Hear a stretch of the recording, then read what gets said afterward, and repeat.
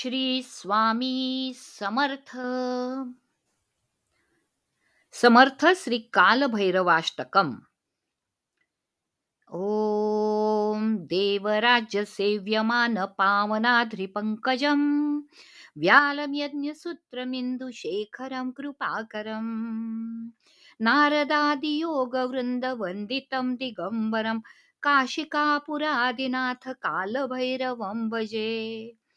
भानुकोटिभास्करं भवाब्धितारकं परं नीलकण्ठमीतितार्थदायकं त्रिलोचनम् कालकालम्बुजाक्षं शूल अक्षरं काशिकापुरादिनाथ कालभैरवं भजे. शूलटङ्कपाशदण्डपाणिमादिकारणं श्यामकायमादिदेव अक्षरं निरामयम् भीमविक्रमं प्रभु विचित्रताण्डवं प्रियं काशिकापुरादिनाथ कालभैरवं भजे.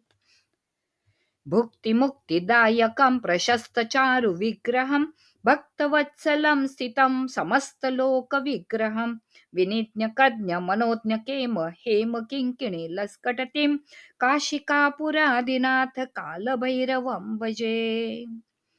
धर्मसेतुपालकं त्वधर्ममार्गनाशकं कर्मपाशमोषकं सुशर्मदायकं विभु स्वर्णवर्णशेषपाशशोभिताङ्गमण्डलं काशिकापुरादिनाथ कालभैरवं भजे.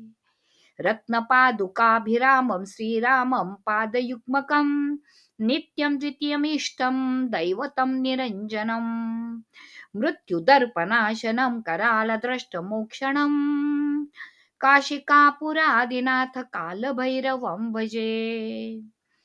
अट्टहासभिन्नपद्मजाण्डकोशसन्ततिं दृष्टिपातनष्टपापजालमुग्रशासनम् अष्टसिद्धिदायकं कपालमालिकाधरं काशिकापुरादिनाथ कालभैरवं भजे.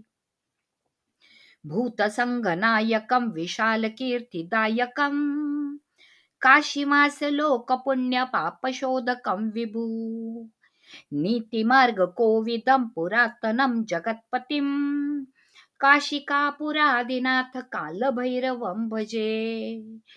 कालभैरवाष्टकं पठन्ति ये मनोहरं ज्ञानमुक्तिसाधनं विचित्रपुण्यवर्धनम् शोकमोहदैन्यलोपकोपतापनाशनं प्रयन्ति कालभैरवान्द्रिसन्निधि नराध्रुवम् काशिकापुरादिनाथ कालभैरवं भजे.